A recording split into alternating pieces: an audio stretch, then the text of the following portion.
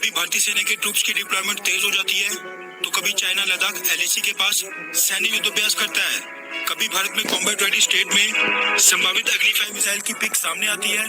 तो कभी चाइना अपने S-20 बॉम्बर्स को लद्दाख एलएसी के पास तैनात करता है। दोनों देशों के बीच माहौल फिर से तनावपूर्वक बनते जा रहा है और रीजन के बाकी देशों के साथ साथ दुनिया के तमाम देश लद्दाख एलएसी पर नजरें गिराए बैठे हैं, ताकि दो न्यूक्लियर हथियारों से लैस देश जो दुनिया में सबसे ज्यादा पॉपुलेटेड होने के साथ साथ तेजी से ग्रो होती अर्थव्यवस्था भी है, उनके बीच का ये विवाद किस दिशा में जाता है, इस पर नजर बनाई जा सके।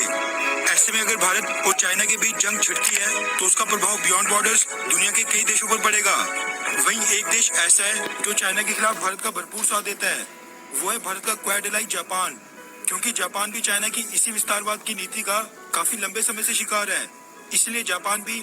भारत का दुख दर्द अच्छे से समझता है। जापान ने इस बार भी कुछ ऐसा ही कदम उठाया है, जहां चाइना समेत दुनिया के तमाम देश लद्दाख एलएसी पर नजर गिराए बैठे थे, वहीं जापान ने भारत के नॉर्थ ईस्ट में एंट्री कर दी है, जो कि स्ट्रेटेजिक तौर पर भारत के लिए बहुत ही ज्यादा महत्वपूर्ण इलाका है। जापान ने पिछले कुछ समय में भारत के नॉर्थ ईस्ट रीजन में अपनी प्रेजेंस बढ़ाने के लिए कई प्रोजेक्ट्स पर काम ऑलरेडी शुरू कर दिया है, जिनमें हाइड्रो इलेक्ट्रिसिटी पावर प्रोजेक्ट से लेकर आसाम में ब्रह्मपुत्र नदी पर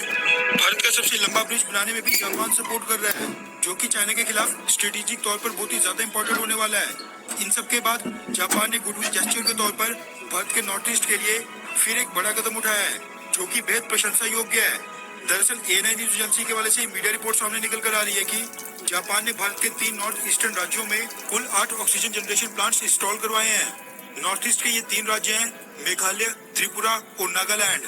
रिपोर्ट्स के मुताबिक जापान गवर्नमेंट ने यूनाइटेड नेशंस डेवलपमेंट प्रोग्राम की मदद से जो ये सभी ऑक्सीजन जनरेशन प्लांट्स स्थापित किए हैं, इनसे कुल 1300 बेड्स को लगातार ऑक्सीजन सप्लाई मिल सकती है। ये सब के सब प्लांट्स आगे आने वाले कम से कम 20 से 25 सालों तक ऑपरेशनल रहेंगे, जिस दौरान भारत के हजारों लाखों लोगों की जान बचाई जा सकेगी। इन प्लांट्स की खास बात यह है कि हॉस्पिटल बेड्स को ऑक्सीजन सप्लाई करने के साथ साथ इन प्लांट्स की मदद से एक्सेस ऑक्सीजन यानी जो जरूरत से ज्यादा ऑक्सीजन होगी उसको ऑक्सीजन सिलेंडर्स में भी फिल किया जा सकता है, जो फिर रीजन के बाकी हॉस्पिटल्स और नर्सिंग होम्स को भी सप्लाई की जा सकती है। इनकी इंस्टॉलेशन की जानकारी पिछले कल मंगलवार को दी जापान के भारत में एम्बेसडर सतोशी सुजुकी ने। उन्होंने ट्वीट करके लिखा, जापान ने जो यूनाइटेड नेशंस डेवलपमेंट प्रोग्राम की मदद से ऑक्सीजन जनरेशन प्लांट्स प्रोवाइड किए हैं, मेघालय को सौंपते हुए देखकर बहुत प्रसन्न हूँ। मुझे उम्मीद है कि ये सभी प्लांट्स नॉर्थ ईस्ट के ज्यादा से ज्यादा लोगों की जान बचा पाएंगे। वैसे इन सभी 8 के 8 ऑक्सीजन जनरेशन प्लांट्स के लिए भारत की तरफ से जापान को एक थैंक यू तो बनता ही है, क्योंकि सेकेंड वेव का प्रभाव तो भारत में अब धीरे धीरे खत्म हो गया है। पिछले 24 घंटों में पूरे भारत में कुल 40,000 के आसपास पॉजिटिव केसेस सामने आए हैं, लेकिन दूसरी तरफ जापान तब भी ऑक्सीजन जनरेशन प्लांट्स मदद के तौर पर भारत को लगातार सप्लाई कर रहा है, जो कि आगे अगर कोरोना वायरस की 3rd वेव आती है तो उसमें बहुत ही ज्यादा लाभकारी साबित होंगे।